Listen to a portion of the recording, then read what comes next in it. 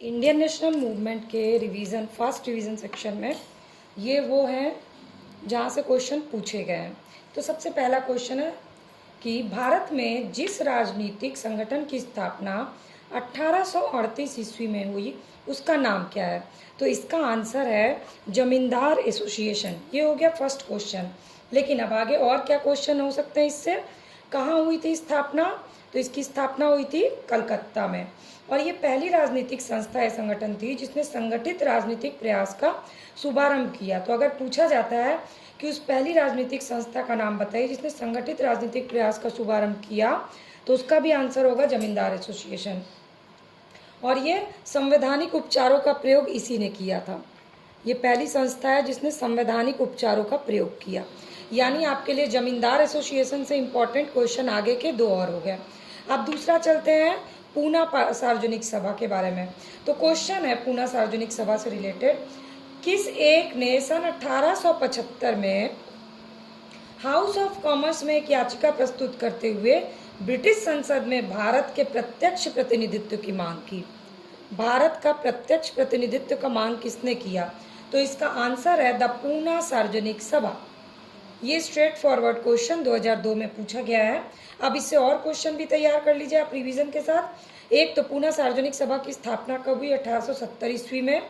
फिर इसमें एम.जी. रानाडे और जी.वी. जोशी इनके द्वारा किया गया था। यानी रानाडे जोशी, इसमें कुछ कोड बना लीजिए आप। और 1875 में इस संस्था ने ब्रिटिश संसद में भारतीयों के प्रत्यक्ष प्रतिनिधित्व की मांग की थी हाउस ऑफ कॉमन्स में। तो ये हो गया दूसरा इंपॉर्टेंट रिवीजन आपका। अब चलते हैं तीसरा। चलिए, तो थर्ड क्वेश्चन क्या है आपका, भारत संघ। भारत संघ से रिलेटेड क्वेश्चन। भारत संघ यानी कि इंडियन एसोसिएशन। बहुत स्टूडेंट्स कंफ्यूज हो सकते हैं, तो बता दूं इसके संस्थापक कौन थे। तो इसका आंसर क्या है, इसका आंसर है S.N. बनर्जी। ठीक है, ये बीपीएससी में पूछा गया क्वेश्चन है। अब इससे आगे बीपीएससी में या किसी भी आयोग में क्या क्वेश्चन पूछा सकता है। 26 जुलाई 1876 को सुरेंद्र नाथ बनर्जी ने आनंद मोहन बोस इनके सहयोग से इंडियन एसोसिएशन की स्थापना की और इसी को कहते हैं भारत संघ। कहाँ हुई थी इसकी स्थापना, कलकत्ता में। पांचवा क्वेश्चन। और ये तत्कालिक राजनीतिक संस्था में सबसे प्रमुख और महत्वपूर्ण था क्योंकि कांग्रेस से पूर्व अखिल भारतीय स्तर की संस्था का सम्मान इसी को मिला हुआ था। तो अगला क्वेश्चन आपसे पूछा जा सकता है, कांग्रेस से पूर्व अखिल भारतीय स्तर की संस्था कौन सी थी। तो इंडियन एसोसिएशन या भारतीय संघ। इसके बाद इस संस्था ने सिविल सेवा परीक्षा प्रणाली में सुधार की मांग की थी। तो सिविल सेवा परीक्षा प्रणाली की सुधार की मांग किसने की, किस संस्था ने, तो इंडियन एसोसिएशन ने। और इल्बर्ट बिल विवाद जैसे मामलों को लेकर आंदोलन चलाया था। इंडियन एसोसिएशन में जमींदारों के स्थान पर मध्यम वर्ग को प्रधानता दी गई, इसलिए भी ये बहुत इंपॉर्टेंट है। कौन सी ऐसी संस्था थी जिसमें जमींदार की जगह पे मध्यम वर्ग को प्रधानता दी गई, तो वो है भारत संघ। यानी आपके भारत संघ से सिर्फ एक ही क्वेश्चन नहीं पूछा गया है, आने वाले दिनों में और पिछले सालों में भी ये सारे क्वेश्चन पूछे जा चुके हैं। इसलिए मैंने आपको ये भारतीय संघ यानी इंडियन एसोसिएशन को पूरा रिवीजन करा दिया। अब चलिए चलते हैं चौथे क्वेश्चन पे। जैसे कि क्वेश्चन पूछा गया है 2008 में, कौन इंडियन एसोसिएशन का संस्थापक था। आंसर क्या है, S.N. बनर्जी। भारतीय राष्ट्रीय कांग्रेस से पूर्व सबसे प्रमुख संस्था कौन थी, इंडियन एसोसिएशन। सुरेंद्र नाथ बनर्जी को किस वर्ष भारतीय सिविल सर्विसेज से हटाया गया। तो जो अगला क्वेश्चन है कि सुरेंद्र नाथ बनर्जी को किस वर्ष भारतीय सिविल सर्विसेज से हटाया गया, तो हम अगले कीवर्ड में आ गए यानी S.N. बनर्जी। तो ये है, इसका आंसर है 1874 ईस्वी में इनको हटाया गया। एक्चुअली सुरेंद्र नाथ बनर्जी आपके प्री के लिए बहुत इंपॉर्टेंट है, इसलिए मैं बहुत फास्ट रिवीजन करा देती हूँ आपका। सुरेंद्र नाथ बनर्जी द्वितीय भारतीय थे जिन्होंने ICS का परीक्षा पास किया था और इनकी प्रथम नियुक्ति कहाँ हुई थी, सिलहट में हुई थी जो कि है बांग्लादेश में। और असिस्टेंट मजिस्ट्रेट के पद पर हुई थी। यहीं पर छोटी सी भूल की वजह से इनको 1874 ईस्वी में इन्हें पद से हटा दिया गया। ये हो गया सुरेंद्र नाथ बनर्जी से रिलेटेड। आगे भी क्वेश्चन पूछा गया है, भारतीय नेताओं में कौन एक ब्रिटिश द्वारा इंडियन सिविल सर्विसेज से बर्खास्त किए गए, सुरेंद्र नाथ बनर्जी।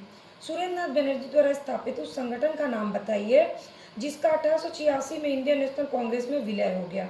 तो इसका आंसर है इंडियन नेशनल कॉन्फ्रेंस। यानी अब हम आगे अगले कीवर्ड की तरफ। अब चलिए इंडियन नेशनल कॉन्फ्रेंस को रिवीजन कर लेते हैं। तो इंडियन नेशनल कॉन्फ्रेंस का रिवीजन इस तरह से है।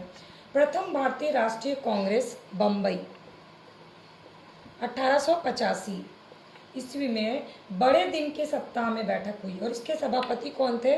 WC बनर्जी। ये एक बंगाली बैरिस्टर थे। करीब करीब उसी समय सुरेंद्र नाथ बनर्जी की अध्यक्षता में भी भारतीय राष्ट्रीय सम्मेलन यानी इंडियन नेशनल कॉन्फ्रेंस का दूसरा अधिवेशन कलकत्ता में किया गया। ऐसा पता चलता है पढ़ने से कि दोनों ही आंदोलन दोनों समकालीन और स्वतंत्र थे और दोनों में से किसी भी के भी संगठनकर्ता को एक दूसरे के बारे में उन अधिवेशों से पहले कोई जानकारी नहीं थी और अधिवेशन के ठीक पहले आकर के ये जानकारी उन्हें प्राप्त हुई।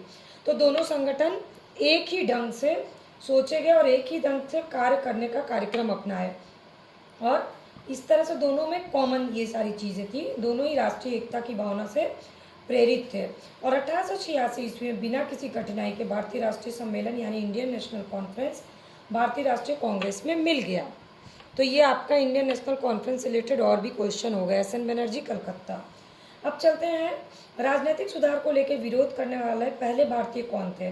तो वो थे राजा राम मोहन राय। तो अगला हमारा क्वेश्चन है, राजा राम मोहन राय का क्वेश्चन भी रिपीट किया, रिवीजन कर लिया। अब इनसे रिलेटेड फैक्ट्स रिवीजन कर लेते हैं।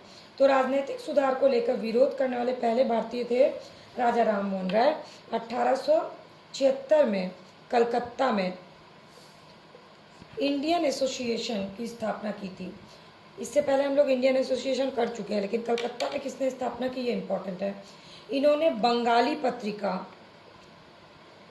का संपादन किया और 2 बार कांग्रेस के अध्यक्ष रहे। तो ये आपके लिए इम्पोर्टेंट है और ये BPSC में पूछा जा चुका है। 2 बार कांग्रेस के अध्यक्ष रहे। अब चलते हैं हम लोग अगले क्वेश्चन की तरफ।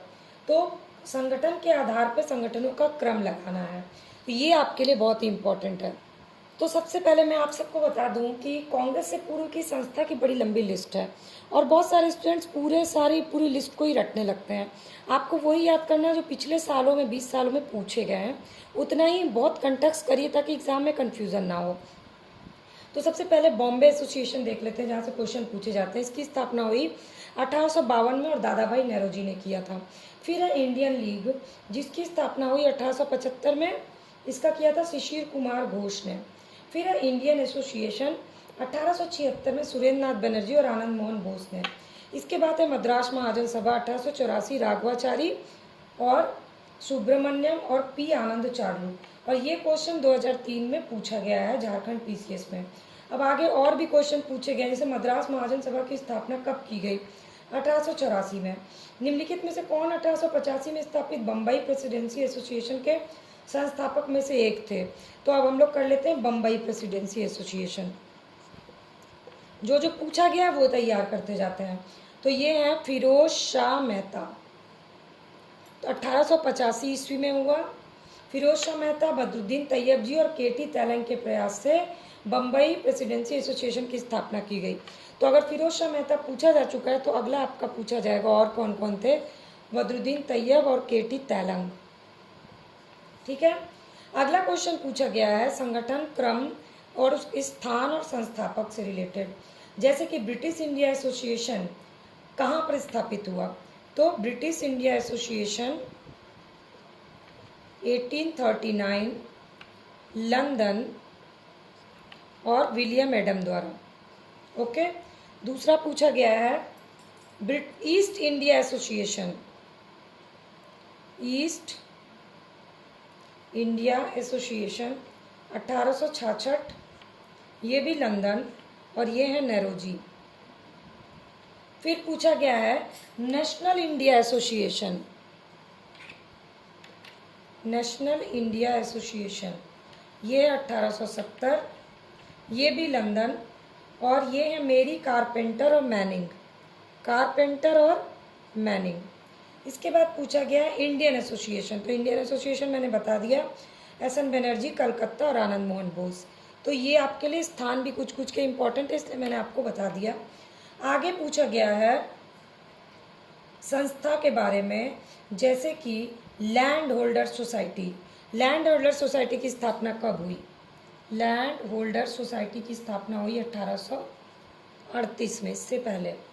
इसके बाद है इंडियन लीग, मैंने आपको बता दिया। यही क्वेश्चन बार, इन्हीं में से बार बार क्वेश्चन कई बार रिपीट किए गए। Land holder society, British India, Indian society और इंडियन एसोसिएशन, यही सारे सेक्शन हैं जिनसे आपको बार बार क्वेश्चन पूछे गए, इसलिए आपको इतना बिल्कुल अच्छे से याद कर लेना है। अब कांग्रेस की स्थापना के पूर्व के जो भी क्वेश्चन थे ये मैंने आपको फटाफट से रिवीजन करा दिया। अब चलते हैं कांग्रेस यानी भारतीय राष्ट्रीय कांग्रेस के क्वेश्चन पे। कांग्रेस की स्थापना, तो पूरे मॉडर्न हिस्ट्री का रिवीजन चल रहा है और मॉडर्न हिस्ट्री के रिवीजन की 4 वीडियो मैंने ऑलरेडी पोस्ट की हुई है 100 क्वेश्चन की। पिछले 20 साल के क्वेश्चंस का रिवीजन मैंने बैक ईयर के साथ साथ फॉरवर्ड लिंक करवाया हुआ, उसकी लिंक मैंने डिस्क्रिप्शन बॉक्स में दिया, आप उसको प्लीज़ रिवीजन कर लीजिए। और ये है INM का, ये भी कई पार्ट में मैं पोस्ट करूँगी क्रमवार से, जैसे कांग्रेस के पूर्व हो गया, अब कांग्रेस की स्थापना से। तो कांग्रेस की स्थापना में चलते हैं। पहला क्वेश्चन, भारतीय राष्ट्रीय कांग्रेस की स्थापना किसने की थी? वेरी सिंपल क्वेश्चन, बार बार पूछा जाता है। इसका आंसर है A.O. ह्यूम। ठीक है, लेकिन अब इससे और भी क्या क्या क्वेश्चन है। एलन ऑक्टेवियन ह्यूम भारतीय सिविल सेवा के सेवानिवृत्त ब्रिटिश अधिकारी थे। पहला, वो कहाँ बस गए थे ये भी क्वेश्चन पूछा गया, शिमला में। इसके बाद 1884 में इन्होंने भारतीय राष्ट्रीय संघ की स्थापना की। तो भारतीय राष्ट्रीय संघ की स्थापना किसने की? 1884 में A.O. ह्यूम ने। फिर ये भारतीय राष्ट्रीय कांग्रेस के अग्रदूत माने जाते हैं। तो किसे माना जाता है भारतीय राष्ट्रीय कांग्रेस का अग्रदूत? A.O. ह्यूम को। ये 5वां क्वेश्चन है। बम्बई, कलकत्ता, मद्रास का दौरा करने के बाद इन्होंने घोषणा की थी कि 1885 में भारतीय राष्ट्रीय कांग्रेस का एक सम्मेलन कहाँ आयोजित किया जाए? पुणे में, जिसमें से तीनों महाप्रांत के सभी भागों के शिक्षित लोग शामिल होंगे। लेकिन पुणे में क्या हुआ? हैजा फैल गया और इस कारण से सम्मेलन का स्थान बदल के कहाँ कर दिया गया? बम्बई।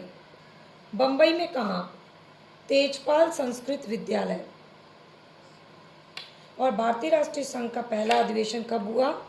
28 दिसंबर 1885 को। और इस सम्मेलन में दादा भाई नौरोजी के सुझाव पर इस संगठन का नाम बदल के भारतीय राष्ट्रीय कांग्रेस कर दिया गया।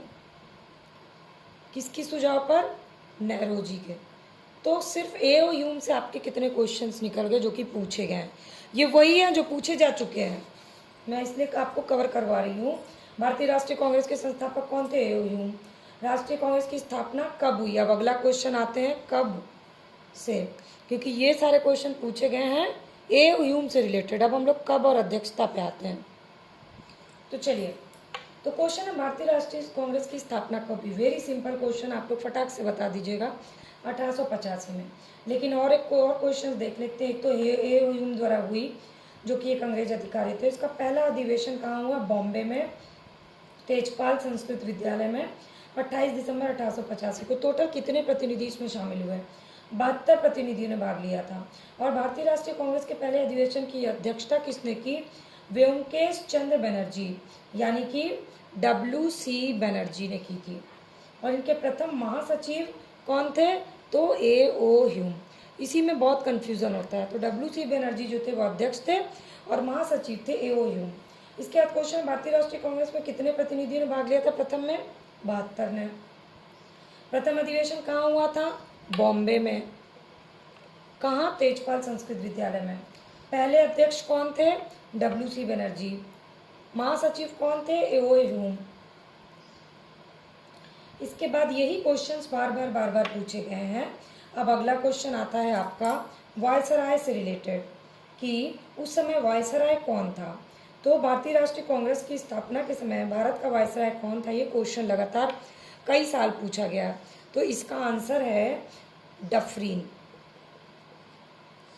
ठीक है, अब भारतीय राष्ट्रीय कांग्रेस के समय लॉर्ड डफरीन था, तो उसका कार्यकाल याद कर लीजिए, 1884 से 1888। और उसने कांग्रेस का यह करके मजाक उड़ाया था कि सूक्ष्मदर्शी अल्पसंख्यकों की संस्था है। तो किसने कांग्रेस को सूक्ष्मदर्शी अल्पसंख्यकों की संस्था बोला था?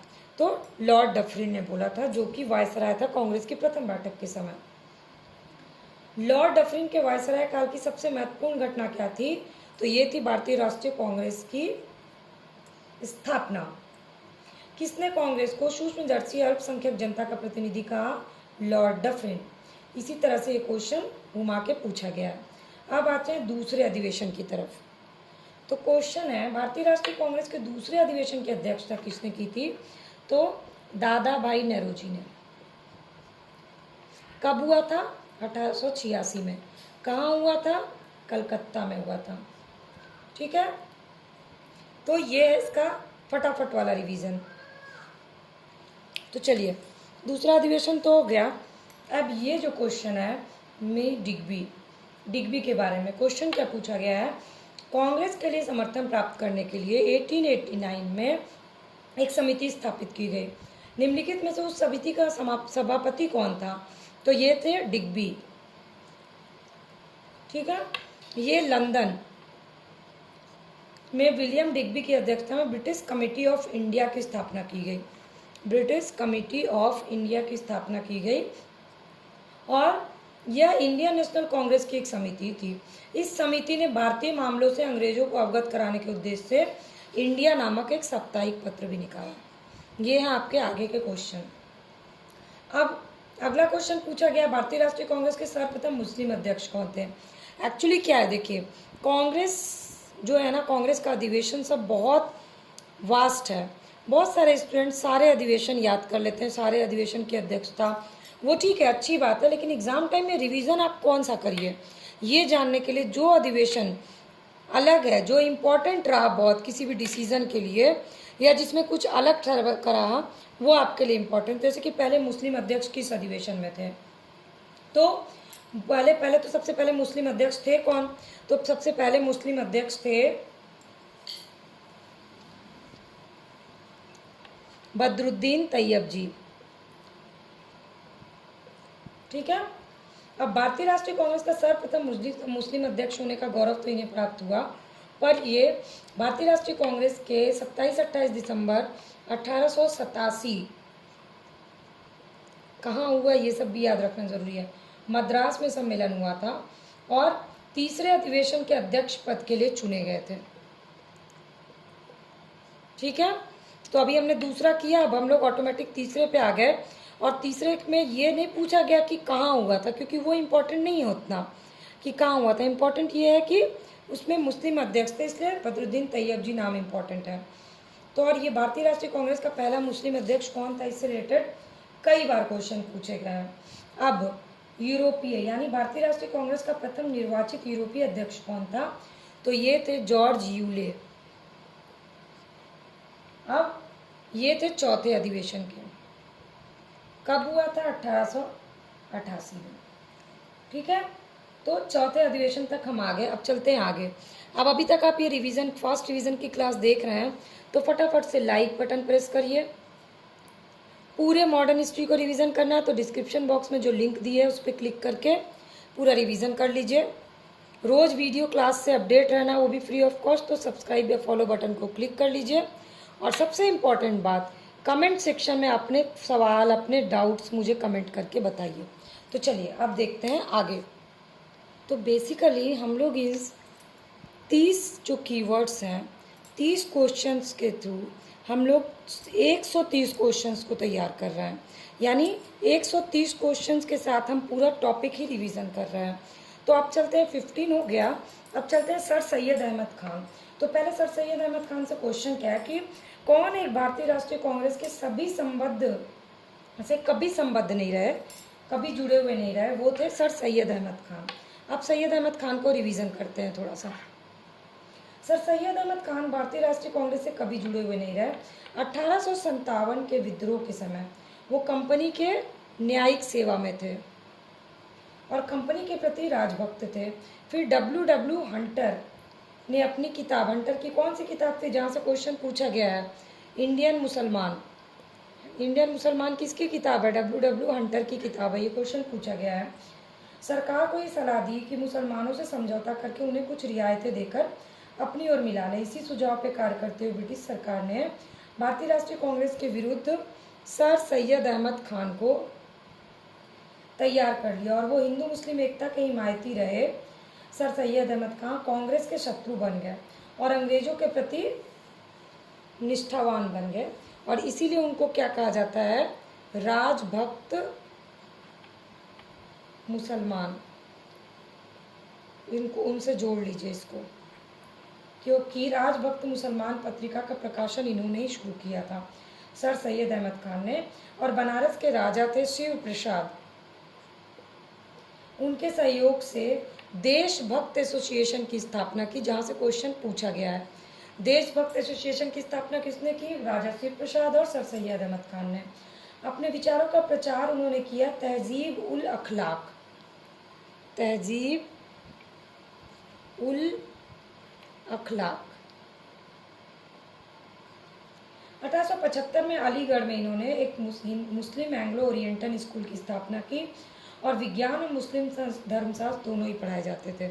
तो सर सैयद अहमद खान से रिलेटेड क्वेश्चन, फर्स्ट ये हुआ न्यायिक सेवा में थे। दूसरा हंटर की किताब इंडियन मुसलमान, उसने सर सैयद अहमद खान को अपने उसमें लिया।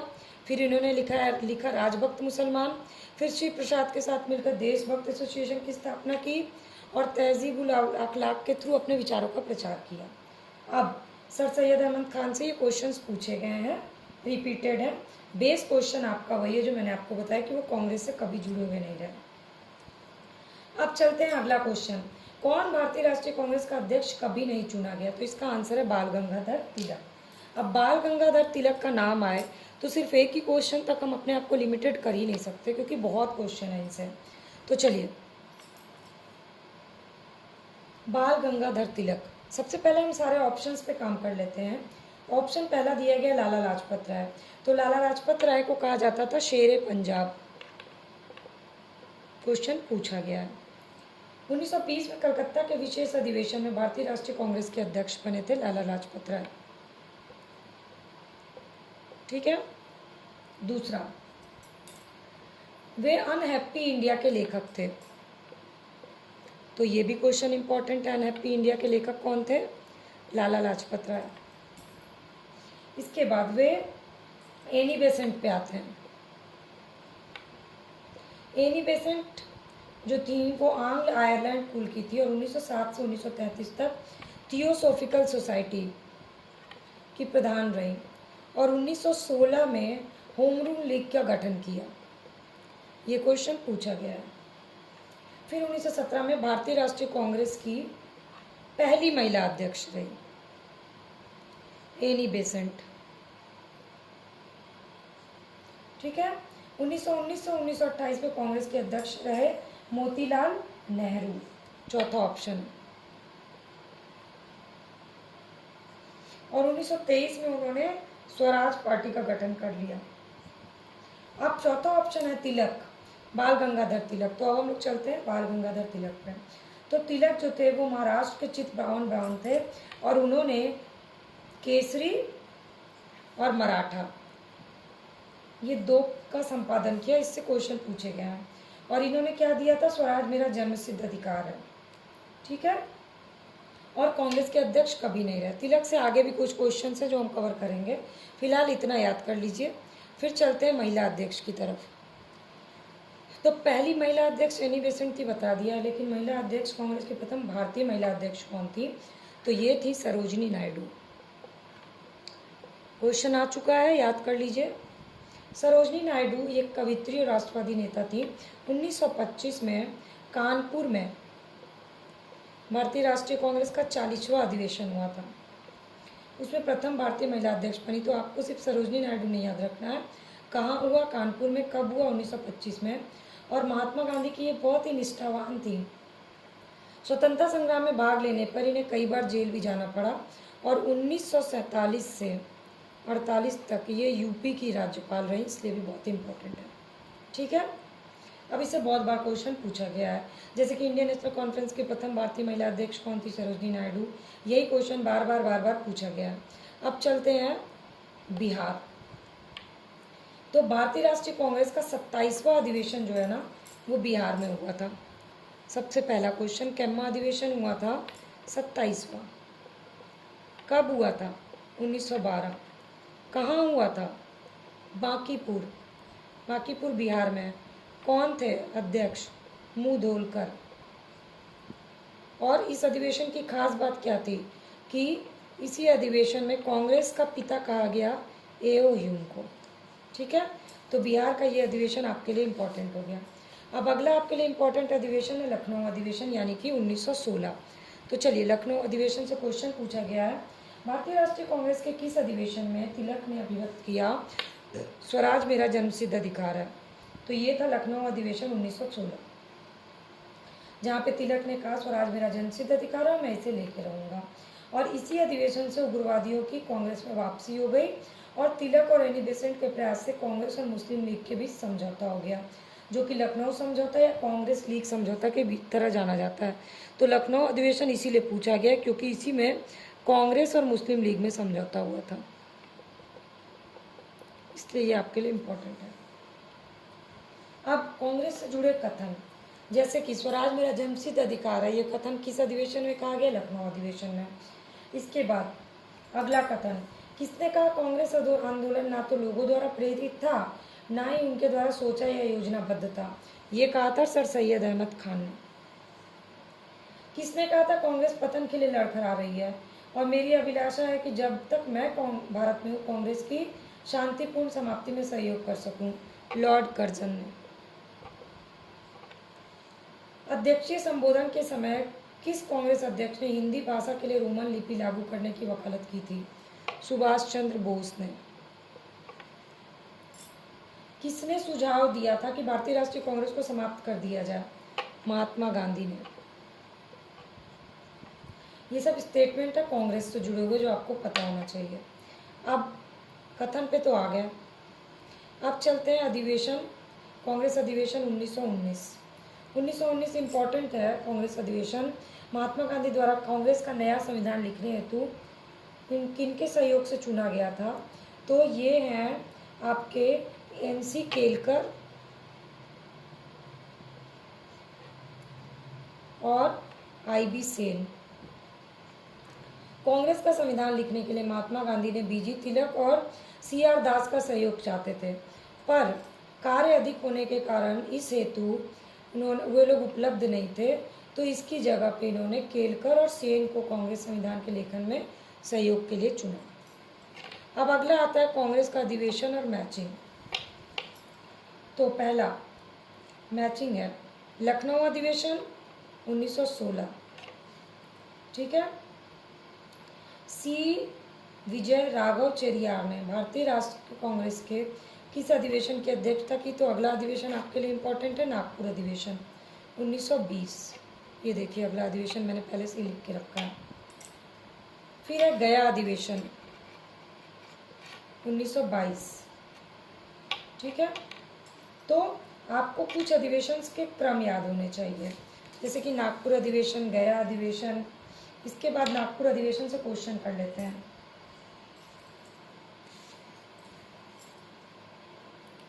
नागपुर अधिवेशन में रियासतों के प्रति अपनी नीति की घोषणा करते हुए उसके शासकों ने मांग की कि प्रजा को पूर्ण उत्तरदायी सरकार दी जाए। यानी कांग्रेस में पहली बार भारतीय रियासतों के प्रति अपनी नीति घोषित की थी नागपुर अधिवेशन 1920 में। ठीक है, अब गया अधिवेशन क्यों इम्पोर्टेंट है? क्योंकि 1922 में जेल से छूटने के बाद चित्तरंजन दास कांग्रेस के सम्मेलन में और असहयोग आंदोलन की समाप्ति के बाद गया अधिवेशन कब हुआ? 1922 में, इसलिए ये आपके लिए इम्पोर्टेंट है। फिर है हरिपुरा, पूरा और पूरी दोनों में थे सुभाष चंद्र बोस अध्यक्ष। ठीक है, तो हरिपुरा अधिवेशन आपको याद करना है। इसके बाद है आज़ाद के बारे में, यानी ये कौन से आज़ाद हैं बताइए, गेस करिए किस आज़ाद से क्वेश्चन सबसे ज़्यादा पूछा जाता है। ये अबुल कलाम आज़ाद। कौन सबसे कम उम्र भारतीय राष्ट्रीय कांग्रेस के अध्यक्ष बनने वाले व्यक्ति थे? तो ये थे अबुल कलाम आज़ाद। मौलाना अबुल कलाम आज़ाद जो हैं 1888 से 1958 में तक उनका जीवन काल रहा। 1923 में दिल्ली में आयोजित भारतीय राष्ट्रीय कांग्रेस के अध्यक्ष बने थे और सबसे कम उम्र के व्यक्ति थे, इसलिए ये बहुत इंपॉर्टेंट है। ठीक है, अब स्वतंत्र भारत में सबसे पहले अध्यक्ष, स्वतंत्र भारत में जब कांग्रेस का अधिवेशन हुआ तो अध्यक्ष कौन थे? तो ये थे कृपलानी, JB कृपलानी। जनगण मन पहली बार किस अवसर पे गाया गया? भारतीय राष्ट्रीय कांग्रेस के 1911 के अधिवेशन में। भारतीय राष्ट्रीय कांग्रेस के अंतिम अधिवेशन जिसमें बाल गंगाधर तिलक ने भाग लिया था, अधिवेशन 1919। ठीक है, तो ये आपके 30 क्वेश्चन के थ्रू मैंने आपको कांग्रेस पूरा रिवीजन करा दिया, बिल्कुल फास्ट रिवीजन। और ये मत सोचिएगा कि सिर्फ 30 कीवर्ड्स यूज हुए, टोटल 150 क्वेश्चन से ज़्यादा मैंने आपको रिवीजन कराया है। तो अभी सीरीज़ कंटिन्यू रहेगी, पहले हम लोग मॉडर्न हिस्ट्री का ही सीरीज़ फास्ट रिवीजन के थ्रू कंप्लीट कर लेंगे। और अगर किसी भी टॉपिक का फुल क्लास आपको देखना होगा तो आप मुझे कमेंट सेक्शन में कमेंट करके बताइएगा, मैं उस टॉपिक का फुल क्लास ले लूँगी। और कुछ क्लासेस की वीडियो ऑलरेडी पोस्ट की हुई है, उसकी लिंक डिस्क्रिप्शन बॉक्स में, उसको देख लीजिएगा।